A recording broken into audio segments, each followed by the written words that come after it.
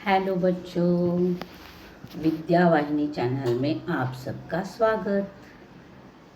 मैं संजीवनी शिंदे आज लेकर आई हूँ आपके लिए आपकी पाठ्य पुस्तक लोक भारती से पाठ क्रमांक 3।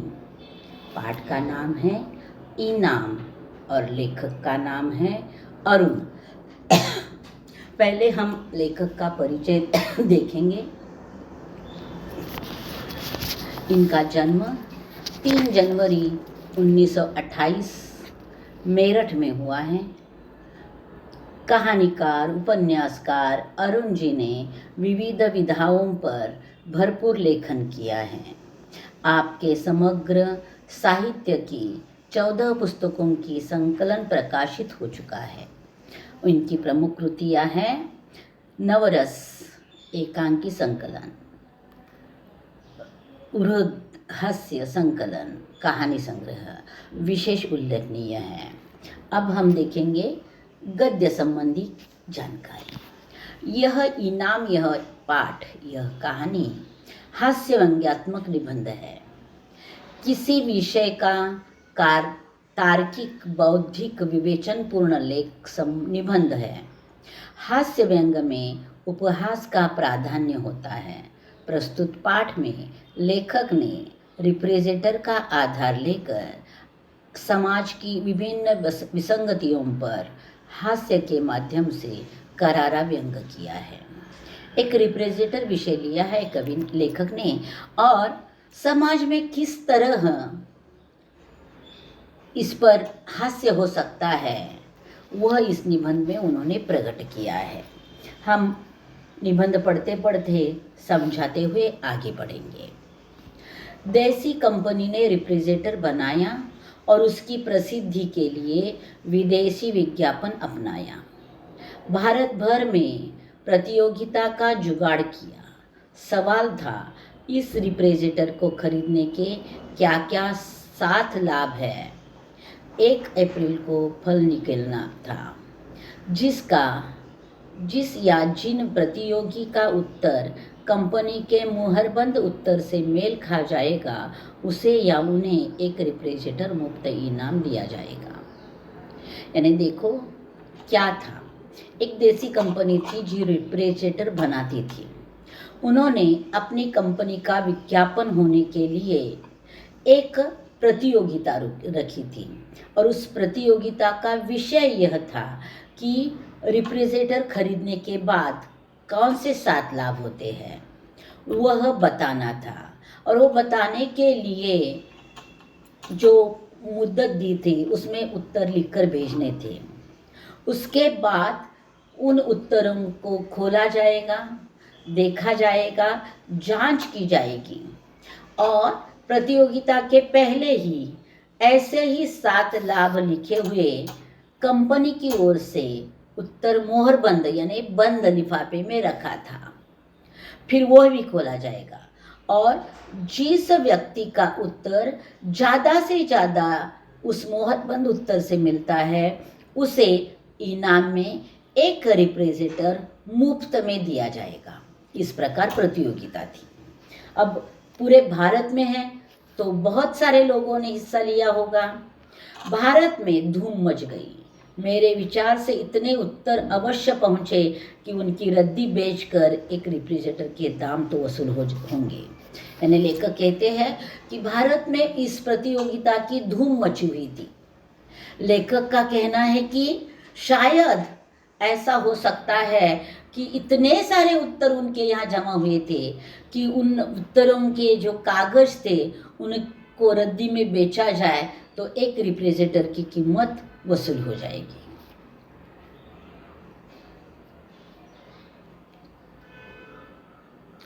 लॉटरी खुलने वाले दिन से पहले वाली रात थी।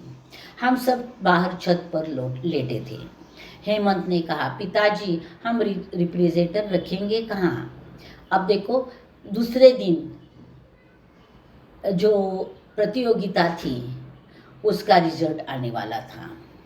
अब पहली रात सोने के लिए छत पर गए हैं सब और वहाँ सोते यानी ऐसे लेटे गए हैं और लेटे लेटे ही बातचीत शुरू हो गई है। हेमंत पिताजी से पूछता है कि जरूर तुम्हें रिप्रेजेंटेटर मिलने वाला है, तो रिप्रेजेंटेटर कहाँ रखेंगे?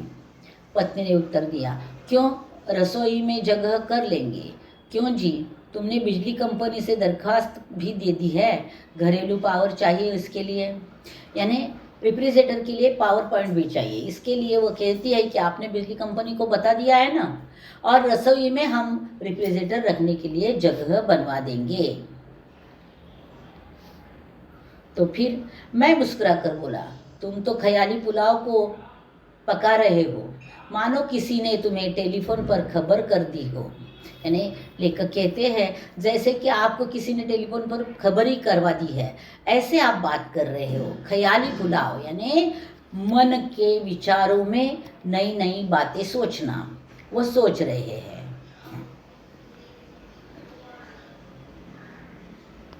हमारे टेलीफोन तो तुम ही हो, पत्नी कहती है, हमारा टेलीफोन तो तुम ही हो क्योंकि तुमने उत्तर लिखे हैं। और लेखक की पत्नी का कहना है कि तुमने इतने अच्छे उत्तर लिखे होंगे कि जीत तो तुम्हारी ही होगी। पत्नी ने मस्का लगाया, इतने अच्छे लेखक होते हुए कौन जीत सकेगा? यानी आपके आगे और कौन हो सकता है? आपको ही जीतना है और आप जरूर जीतोगे।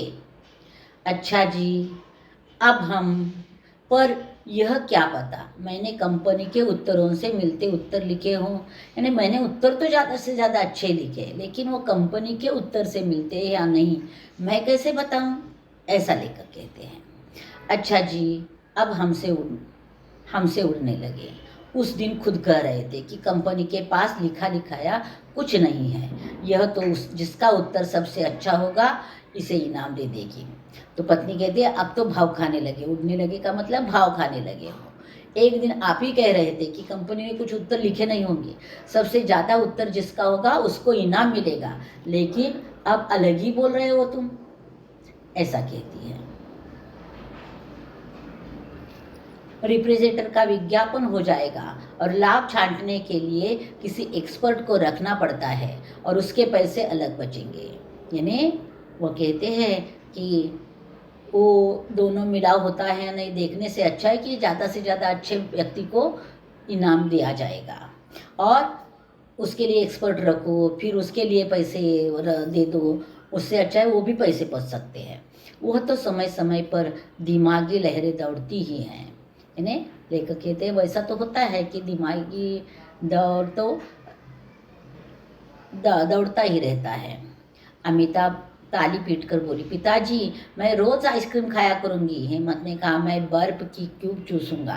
यानी रिप्रेजेंटेटर आने के बाद घर में क्या क्या होगा उसके बारे में वो सोच रहे हैं। वो कहती है, बेटी जो है वो कहती है कि मैं रोज़ आइसक्रीम खाया करूँगी। तो हेमंत कहता है कि मैं पानी के रखूँगा और वो जो बर्फ बनेगी वो क्यूब मैं चूसूंगा।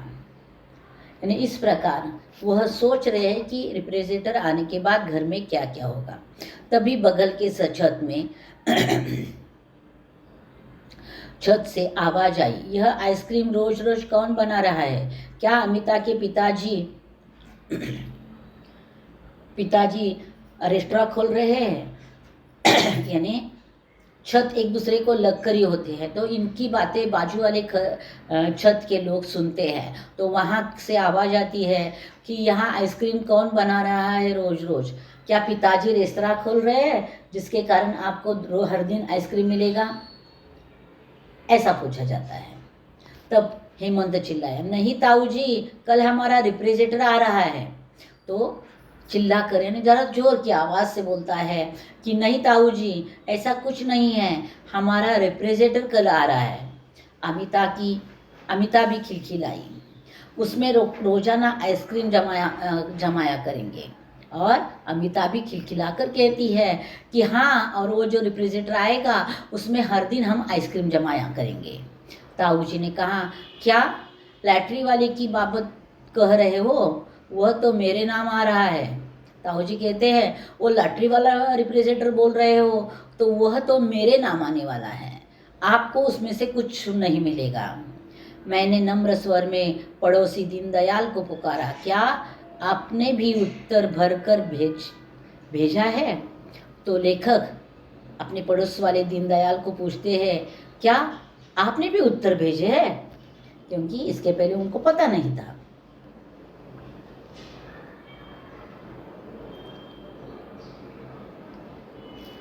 हाँ, क्योंकि मेरा उत्तर उस तुमसे सही है, इसलिए रिप्रेजेंटर मिलेगा तो मुझे।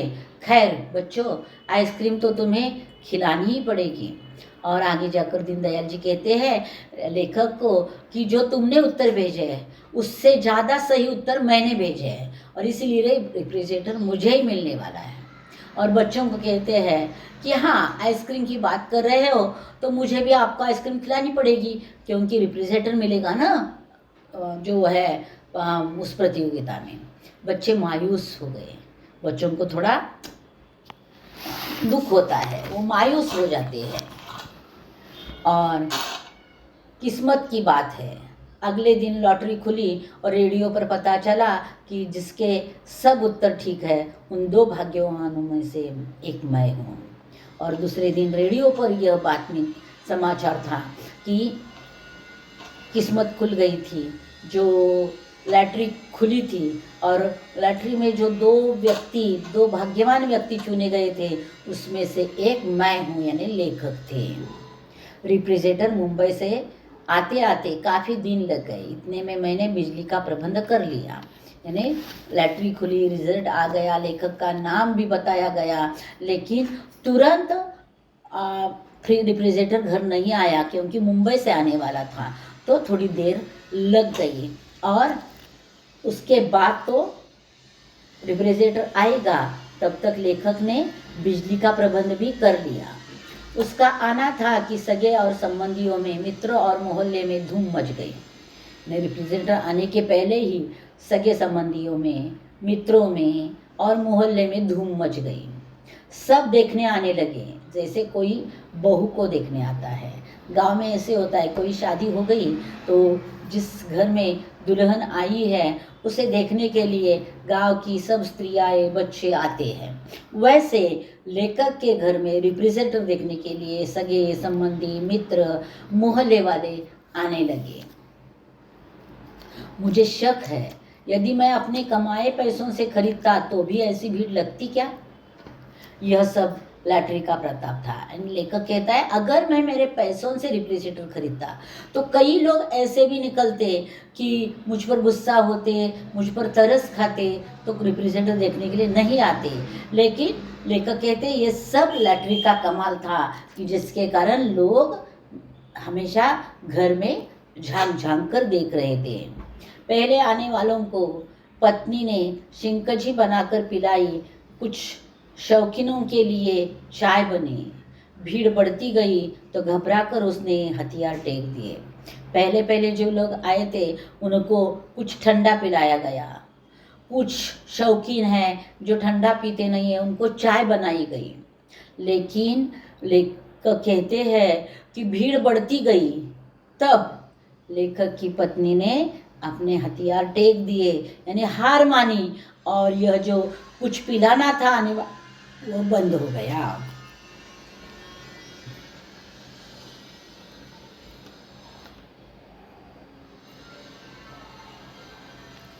झांकी देखने वालों का तांता बंधा रहता था। एक जाता था, 2 आते थे, यानी एक के बाद एक आने वालों का तांता, यानी लाइन लगाई लगातार आते रहते थे। एक जाता था, 2 आते थे। बच्चों ने पहले से बोतलें इकट्ठे करके रखी थी, प्लास्टिक की बोतलें इकट्ठे करके रखी थी, जिसमें पानी भर भर कर उन्होंने फ्रिज में रखा था। आठों में पानी भर कर रखा हुआ था। बोतलें जो 8 रखी थी उसमें सब में पानी भर कर रखा था, परंतु वे पल पल में खाली हो रही थी। और रिप्रेजेंटर देखने आए तो कुछ ठंडा देना चाहिए, इसके लिए बार बार उन बोतलों को निकाला जाता था, उसमें से पानी दिया जाता था। अब नौबत ऐसी आई थी कि पल भर में भी बढ़ी हुई बोतल अंदर नहीं रहती थी, तुरंत उसे निकालना पड़ता था। पानी कैसे ठंडा होता, और पल पल में अगर बोतल निकाली जाए तो पानी कैसा ठंडा हो जाएगा? दिनेश ने छिंटा छोड़ा, अबे यह तो पानी तो गर्म बना रहा है, यानी दिनेश नामक लड़का आया था, वो तो कहता है अरे यह फ्रिज पानी को ठंडा नहीं गर्म बना रहा है, क्योंकि पानी सचमुच में जैसा था वैसा ही नॉर्मल ही पानी था। मैं हंसकर बोला, भीड़ नहीं देखी, हम खुद गर्म हो रहे हैं। तो लेखक हंसकर बोलते हैं कि अरे इतनी भीड़ देख रहे हो ना, पानी गर्म होगा उसमें क्या है, हम खुद गर्म हो रहे हैं। पानी रखे मुश्किल से 1 मिनट हुआ होगा, और 1 मिनट में पानी पर क्या असर होगा, कुछ नहीं। लकीर की फकीर बोली, क्यों बेटा, किसी देवी से मन्नत मानी थी, हमें भी बता दे। यानी कैसे तुम्हें यह इनाम मिला, कौन सी देवी को मन्नत मांगी थी जिसके कारण तुम्हें ये इनाम मिला, और अगर ऐसा है तो हमें भी बता दो, कभी ना कभी हम भी इसका इस्तेमाल करेंगे। कूड़ मगज ने सुनाया, भाई मैंने भी उत्तर लिखे रखे थे, किंतु कोई आए और लेकर चलते बने। मैंने फिर दोबारा दिमाग पर जोर नहीं डाला। यानी कोई ऐसा कुड़ मगज, यानी दिमाग में बहुत बुरा सोचने वाला व्यक्ति, वह तो कहता है मैंने उत्तर लिख कर रखे थे घर में, कोई वह उत्तर चुरा कर लेकर गया और दोबारा मैंने उत्तर लिखने की कोशिश नहीं की। का मतलब ये होता है कि कहने वाले का कि वो लिखे हुए उत्तर जो चुराए गए, वो चुराने वाला लेखक या लेखक के घर का कोई होगा जिन्होंने उत्तर भेजे होंगे और उनको इनाम मिला होगा। उनके साथी ने पूछा, कहीं अरुण तो नहीं उठा लाया, यानी जिनको रिप्रेजेंटर मिला है उन्होंने तो नहीं उठाया। नहीं नहीं, पर क्या कहा जा सकता है, यह मैं जानता हूँ कि वह सब जवाब बिल्कुल ठीक थे। वह व्यक्ति बोलता है कि मैं नहीं कह सकता कि उन्होंने उठाया, लेकिन मुझे इतना पता है कि मैंने जो भी उत्तर लिखे थे एकदम सही थे, और वह सही उत्तर ही इनाम मिलने के लायक थे। जला भुना बोला, यानी दूसरा कोई जो मन में दुखी हुआ हो वो बोला, बिजली का बिल आएगा ना तब बच्चों को पता लगेगा कि सफ़ेद हाथी बांध दिया है। अब रिफ्रिजरेटर यूज़ कर रहे हो तो बिजली का बिल बढ़ेगा। तो जो कुड़ित है वो बोलता है कि जब बिजली का बिल आएगा तो उसे पता चलेगा कि सफ़ेद हाथी बांध कर रखा है तो खर्चा तो होगा ही। शक्की ने कहा, मुझे पता है, अरुण का रिश्तेदार कंपनी में नौकर है, उसने असली जवाब इसे चुपके से लिख भेजे कि मुफ्त का रिप्रेजेंटर घर में ही रह जाए। तो दूसरा शक करने वाला व्यक्ति कहता है कि मुझे पता है, जिस कंपनी में यह रिप्रेजेंटर की प्रतियोगिता ली गई उसमें इस अरुण का एक रिश्तेदार नौकरी करता है। उसने असली उत्तर इसको भेजे, उसने वो लिखकर फिर वापस भेजे, और उद्देश्य यह था कि मुफ्त का रिप्रेजेंटर अपने घर में ही रहे। एक तो लगातार लोगों का आना परेशान कर रखा था, दूसरे इस जलीकटी ने कांटों में डंक का काम किया। हम दोनों बिल्कुल बिलबिला उठे। यानी वो कहता है कि एक तो आने वाले लोगों ने बहुत ही तकलीफ दी थी, और वैसे ही यह आने के बाद भी यहाँ ऐसी जली कटी बातें सुनकर हम दोनों बिलबिला उठे थे, दुखी हो गए थे। एक बिगड़े दिल में ने हेमंत को पुचकार कर पूछा, क्यों बेटे, तुम्हारे जली कटी ने कांटों में डंक का काम तो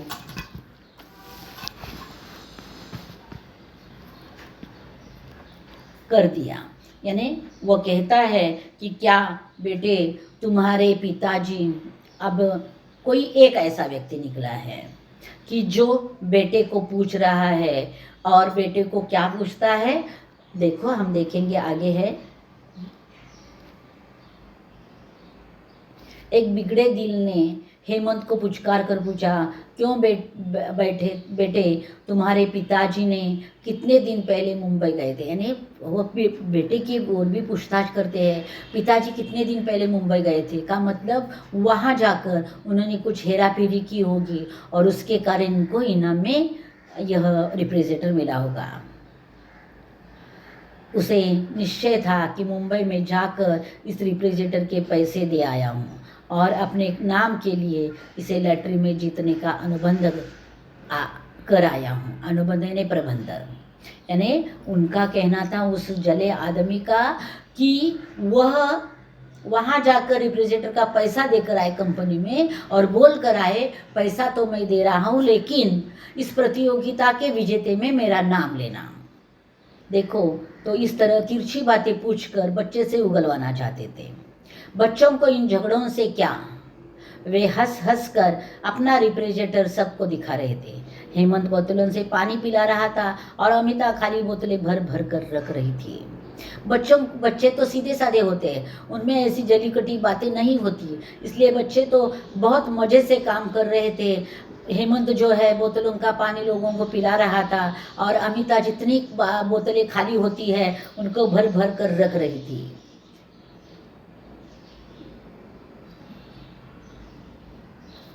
खैर राम राम करके उस दिन के टंटे से तो पीछा छुटा, लेकिन आगे क्या आने वाला था उसका हमें आभास भी न था। यानी उस दिन झगड़ा होते होते बचा, लेकिन टल गया झगड़ा। लेकिन लेखक कहते हैं आगे जाकर क्या होने वाला है उसका आभास भी, यानी हमने सोचा भी नहीं था इतनी बुरी परिस्थिति हम पर आई। शांति बुआ ने शुरुआत की। उनके हाथ में ढंका हुआ कटोरा था। आवाज लगाते चली आई, ओ बहू कहाँ है, जरा इधर तो सुन। हाथ में एक कटोरा है, उसमें कुछ तो है। वह लेकर शांति बुआ सबसे पहले आई और आवाज लगाती है कि ओ बहू कहाँ हो, जरा इधर तो सुन। कल के भंबड़ से आज की शांति बड़ी प्यारी लग रही थी। कल भंबड़ था, यानी लोगों का आना जाना, बड़बड़ाना और जली कटी बातें करना, उससे आज की शांति अच्छी लग रही थी। तभी शांति बुआ की आवाज आई, इसलिए हम दोनों का मूड ठीक था। पत्नी ने बड़े स्वागत से उन्हें बिठाया। बैठिए बुआ जी, बैठ अजी, बोतल से पानी भेजना। और वह बुआ जी को बिठा लेती है और अपनी पति को फरमान छोड़ती है कि बोतल का ठंडा पानी थोड़ा भेज देना।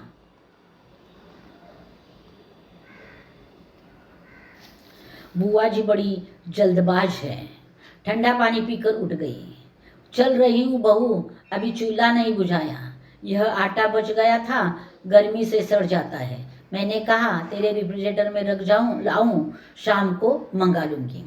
बुआ जी कहती है ज़्यादा देर रुकती नहीं है वहाँ, पानी पीती है ठंडा और तुरंत उठती है और कहती है मुझे जाना पड़ेगा, मैंने चूल्हा बुझाया नहीं है।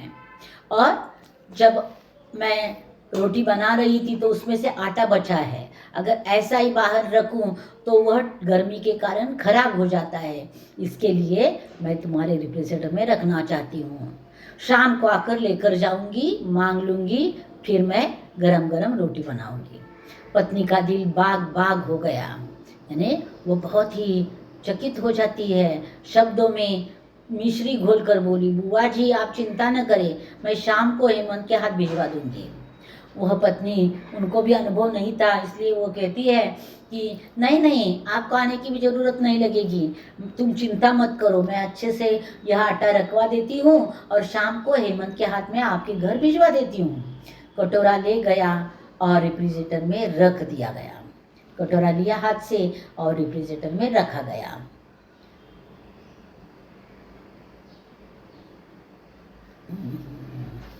उसी संध्या को लाला दीनदयाल पधारे। अब जिस दिन दोपहर को जो बुआ आई थी, उसी रात को दीनदयाल जी आए। वो क्या लेकर आए देखेंगे। उनके हाथ में मिठाई का बोइया था। गुस्से के मारे वे पहले दिन नहीं आए थे। उनको गुस्सा आया था कि मुझे नहीं लगा, इनको क्यों लगा, रेफ्रिजरेटर मिला, इस बात का। इसके लिए वो रेफ्रिजरेटर देखने के लिए नहीं आए थे। लेकिन दूसरे दिन मिठाई का बक्सा लेकर आए हैं, लेकिन वो बक्सा खुशी में बांटने के लिए नहीं, तो उस रेफ्रिजरेटर में रखने के लिए। इसलिए उन्हें देखकर मुझे दुगनी खुशी हुई। सोफे पर टिकाते हुए बोला, कहिए लाला जी अच्छी तरह से है ने, ठीक हो? सब भगवान की कृपा है, तुम तो ठीक हो, आपकी दया है। सुना है तुम्हारा रेफ्रिजरेटर आ गया है। तो अब रेफ्रिजरेटर की बात शुरू हो गई। अब दोनों में क्या बात होती है देखो। हाँ जी, आपकी दुआ से लैट्री में जीत गया, आइए देखिएगा। यानी वो कहते हैं कि हाँ, तुम्हारी आशीर्वाद से मुझे लैट्री लग गई, मैं लैट्री में वह रेफ्रिजरेटर जीत गया। वे बैठे रहे। देखिएगा, वो देखने के लिए बुलाते हैं रेफ्रिजरेटर की ओर, लेकिन वो जगह से उठते नहीं है क्योंकि उनको वो रेफ्रिजरेटर मिलने की खुशी है ही नहीं। वे बैठे रहे। देखकर क्या करूँगा, विदेश की नकल करी होगी, इन्हें देखकर क्या करूँगा, विदेशी रेफ्रिजरेटर होते हैं वैसा ही बनाया होगा। मैं चुप रहा। अब लेकर क्या ज़बरदस्ती उठाकर लेकर नहीं जा सकते। पत्नी के कानों में बच्चों ने भनक डाल दी कि बगलवा ले आओ, ले ताऊ जी आए हैं। आम की आइसक्रीम तश्तरियों में लगाकर चली आई। और जब बच्चों ने भनक लगाई थी कि आइसक्रीम जमाई थी आम की, तो उसमें से थोड़ी ताऊ जी को खिलाने के लिए, तो पत्नी न चाहते हुए भी बच्चों की मर्जी के लिए ताऊ जी के लिए आइसक्रीम लेकर बाहर आती है। लाला जी लीजिए, सवेरे जमाई थी। वो बताती है कि सवेरे ही आइसक्रीम जमाई थी तो ले लो थोड़ी। नहीं बेटी, मुझसे नहीं खाई जाएगी। वो बोलते हैं कि मैं नहीं खा पाऊँगा, मुझे नहीं चाहिए, क्योंकि कभी कभी किसी व्यक्ति को दूसरों की खुशी में शामिल होना भी मुश्किल होता है। मैंने भी जोर दिया, इसीलिए लाला जी थोड़ी तो लीजिए। तो लेखक कहते इसलिए मैंने भी जोर दिया कि आपको खाई नहीं जाएगी, इसके लिए ठीक है, ज़्यादा मत लो लेकिन थोड़ी तो खा लो। मैं आइसक्रीम नहीं खाता, दांत चीसने लगते हैं। तो वह धीमे स्वर में कह देते हैं कि मैं कभी भी आइसक्रीम नहीं खाता, दांत चीसने लगते हैं। बात साफ झूठी थी, किंतु जब भला आदमी इनकार कर रहा था तब हम ज़बरदस्ती कैसे करते। और फिर मैं अकेला खाता क्या अच्छा लगता था। यानी वो कहते हैं कि वो नहीं कर रहा है, इतना इनकार कर रहा है, तो उसको ज़बरदस्ती कैसे कर सकते हैं। हमने उनको ज़बरदस्ती नहीं की, और अकेला भी कैसा खा सकता था, इसके लिए पूरी की पूरी आइसक्रीम अंदर चली गई। विमला इसे ले लो, ले जाओ, बांट दो नहीं तो पिघल जाएगी। और वह अपनी पत्नी को कहते हैं कि यह अंदर लेकर जाओ और इसे बांट दो, नहीं तो यह पिघल जाएगी। मोहल्ले में समाचार उड़ती बीमारी से भी तेज फैलते हैं। एक के मुंह से निकलता है, दूसरे के कानों में जा घुसता है। इस प्रकार कोई भी समाचार हो, गांव में तुरंत फैल जाता है। वैसे ही ये रेफ्रिजरेटर की बात भी सब मोहल्ले में फैल गई। यह फ्रिज का यह उपयोग पता चलते ही फिर लाइन बन गई। यानी फ्रिज में ऐसी बातें, ऐसी चीज़ें रखी जा सकती है। इनके फ्रिज में किन्हीं लोगों ने इसके पहले रखी है। ये बात जब फैली तब कई लोगों का तांता लगने लगा फ्रिज में कुछ ना कुछ तो रखने के लिए आने के लिए। कोई रोटी ला रहा है, कोई पराठे, तरह तरह साग, नाना प्रकार की मिठाइयाँ। चमनलाल लखनऊ गए तो टोकरा भर करेले ले आए, क्योंकि मेरठ में अभी नहीं मिल रहे थे। इसके लिए उन्होंने लखनऊ से टोकरा भर करेले ले आए थे, वह भी यहाँ ही रखा गया। बंजी कोलकाता से संदेश यानी मिठाई और खीर महीने भर के लिए ले आए, वह भी इसी रेफ्रिजरेटर में रखी गई। रेफ्रिजरेटर में हमें अपनी चीज़ों के लिए जगह न के बराबर मिलती थी। अब पास पड़ोस के लोगों की इतनी चीज़ें उस रेफ्रिजरेटर में भरी थी कि लेखक कहते हैं कि हमारी अपनी चीज़ें रखने के लिए उसमें हमें जगह ही नहीं मिलती थी। इसकी कोई चिंता नहीं। तो भी लेखक कहते हैं कि उसकी भी मुझे चिंता नहीं है, लेकिन दुख किस बात का था। देखिए, दुख तो इस बात का था कि हमारे घर की प्राइवेसी छिन गई थी। नहाना खाना भी हराम हो गया था। कभी भी लोग उठते थे और घर आते थे, कोई दोपहर को, कोई सुबह, कभी शाम, कोई, तो हमें नहाना वाना खाना आराम करना सब कुछ हराम हो गया था, क्योंकि कोई भी कभी भी आ सकता था हमारे घर। बड़े परेशान। अब देखो, रेफ्रिजरेटर तो आ गया, लेकिन लेखक की परेशानी बढ़ गई। बड़े परेशान, करे तो क्या करे, समझ में नहीं आता था। जी करता था किसी को रेफ्रिजरेटर दे दूं और फिर उसकी मुसीबत देखकर ताली पीट पीट कर नाचूं, किंतु उसमें लोगों की अमानत जो पड़ी थी। यानी लेखक को कभी कभी लगता था कि अब फ्रिज ही उठा कर दे दूं किसी को, और जब उसके घर में ऐसे तांता लगेगा, कि जो प्राइवेसी नष्ट हो जाएगी, तब वो सब देखकर मैं ताली पीट पीट कर नाचूंगा, ऐसा लगता था। लेकिन कैसे उठा कर देता, लेखक कहता है उसमें लोगों की अमानत पड़ी थी, वह छोड़कर मैं रिफ्रिजरेटर दे भी नहीं सकता था किसी को। इन्हें बहुत बड़ा दुख था। चिंता ने चेतना की चिता सजा दी। अब चिंता बढ़ने लगी। उस दिन कैलाश आया। मोहल्ले में रहता था, पर मोहल्लेदार से अधिक था। मोहल्लेदार से अधिक था यानी ज़्यादा अच्छा सोचने वाला था।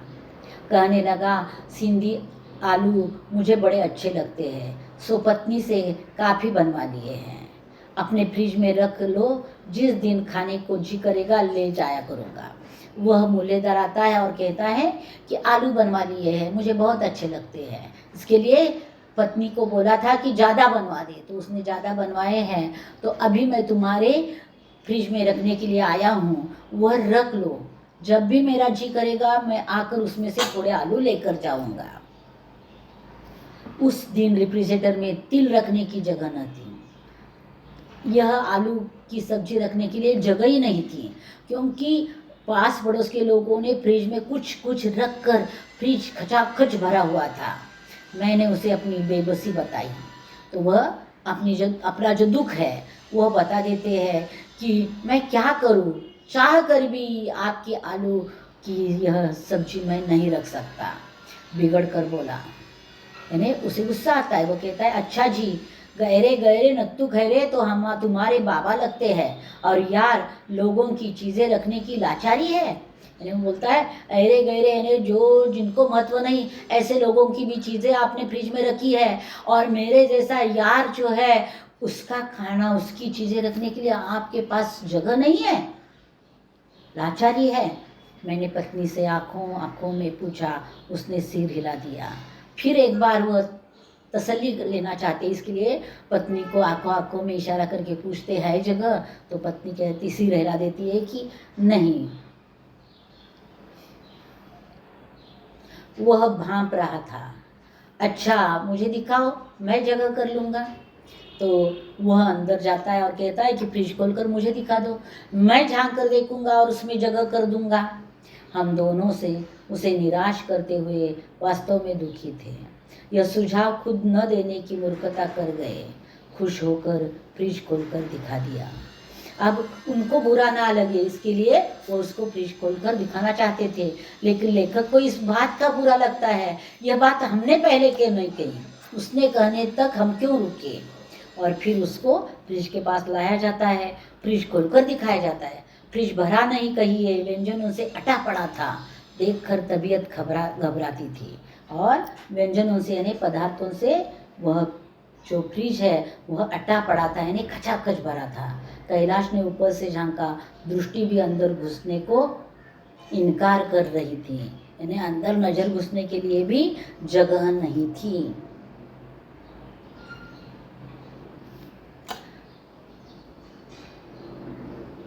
सहसा उसने एक कांच का कटोरा निकाला और विमला से पूछा, भाभी जी ये सिल्वर क्रीम किसकी है? अपनी है। तो देखो उस फ्रिज में लेखक के घर की बहुत कम चीज़ें थी, उसमें से ये एक चीज़ थी। उसको बाहर निकालता है, उसमें सिल्वर क्रीम थी। लेखक भाभी को पूछता है कि यह किसकी है, तो वो कहती है कि अपनी है।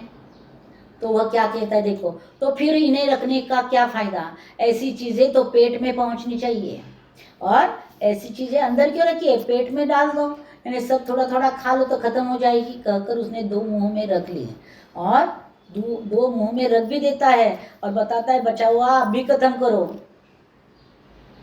बाकी दो बची थी। हेमंत अमिता स्कूल गए थे और उसे जगह करनी थी, इसलिए उन्हें हमने उद्रस्त किया। अब दो क्रीम की जो क्रीम रोल थे वो अंदर बचे हुए थे, और बच्चे तो स्कूल गए थे, तो उनके आने तक बाहर रखेंगे तो वो खराब हो जाएगी। इसके लिए लेकर कहते हैं वो जो दो बची हुई थी वो हमने उद्रस्त कर दिया, यानी हमारे पेट में डाल दी। 2-3 दिन में फ्रिज खाली हो गया, उसमें केवल हमारी चीज़ें थी।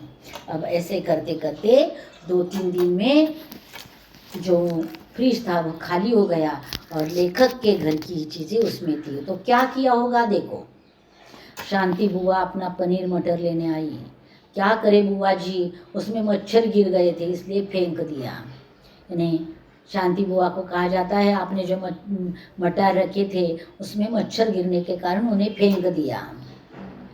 रामानुज ने मिठाई मांगी तो माफ़ी मांगने लगा, और रामानुज अपनी मिठाई मांगते हैं तो कहा जाता है चाचा जी बड़ा शर्मिंदा हूँ, कल 3-4 मित्र आ गए थे, बाजार जाने का मौका न मिला, आपकी मिठाई से काम चला लिया। यानी मित्र आए थे, मित्रों को कुछ मीठा खिलाना चाहता था, लेकिन बाजार जाने के लिए मेरे पास समय ही नहीं था, इसके लिए आपकी मिठाई निकाली और उस पर काम चला लिया। यानी मित्रों को वह मिठाई बांट दी।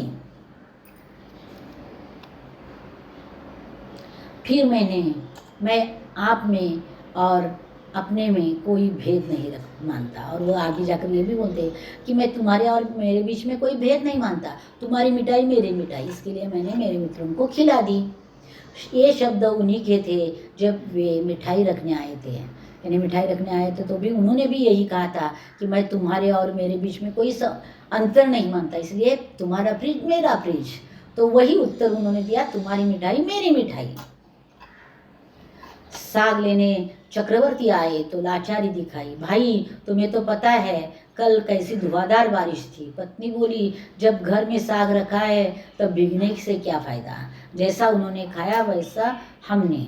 और पत्नी वो बोलते हैं कि आपने जो साग रखा था मुझे बारिश के कारण बाहर जाना नहीं हुआ, तो पत्नी बोली कि यह जो चक्रवर्ती साहब ने साग रखी है वह खा लेंगे, उन्होंने खाई क्या और हमने खाई क्या, अंतर क्या है उसमें, तो हमने वह खा ली है। तो ऐसे उन्होंने लोगों के पदार्थ उनको वापस पहुंचाए नहीं।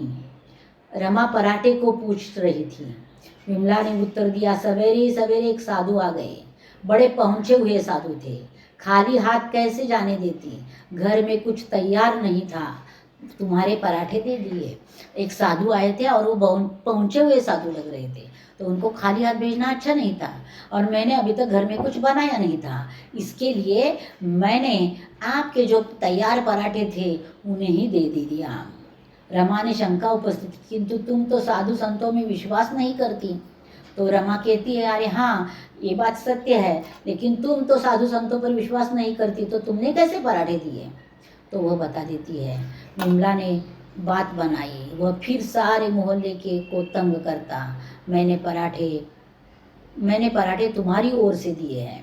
यानी वह कहती कि देखो पूरे मोहल्ले में वो तंग करता, इसके लिए मैंने पराठे दिए, लेकिन मेरे नाम से नहीं, तुम्हारे नाम से ही मैंने पराठे दिए हैं।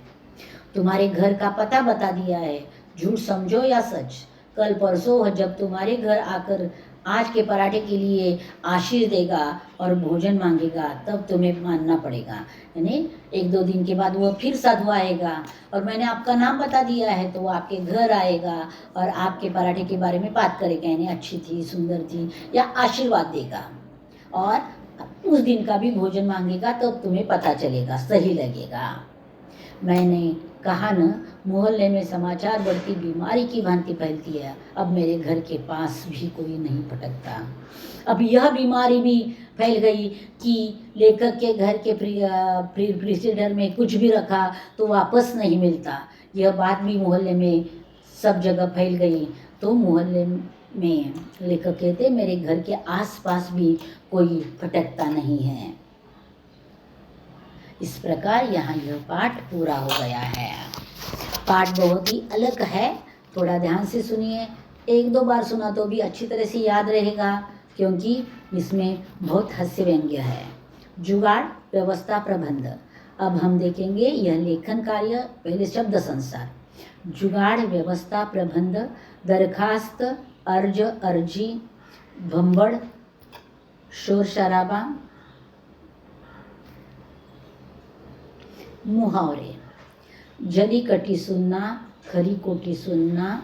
वाक्य, पड़ोस वाली चुगलखोर चाची को माँ ने जली कटी सुनाई।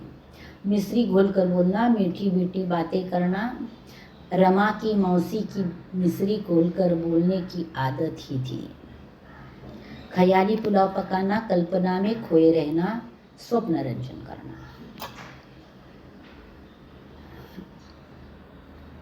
परीक्षा में पढ़ने वाला राजू पढ़ाई में ध्यान देने के सिवा ख्याली पुलाव ही पकाता रहता था। कहावत इस पाठ में आई हुई है, ऐरे गहरे नत्थु खैरे महत्वहीन लोग। गांव के ग्राम सभा में ऐसे कई ऐरे गहरे नत्थु खैरे हाजिर रहते हैं। पाठ के आंगन में सूचना के अनुसार कृतियाँ कीजिए। पहला है क, पाठ में आए और हिंदी में प्रयुक्त होने वाले 5 विदेशी एवं संकर शब्दों की सूची। पहले इसमें विदेशी शब्द है, दूसरे में संकर शब्द है। रिफ्रिजरेटर मोहल्लेदार, टेलीफोन छायादार, एक्सपर्ट लाठीचार्ज, क्यूब वर्षगांठ, आइसक्रीम रेलगाड़ी। ग, रेफ्रिजरेटर आने के पूर्व घर वालों के विचार।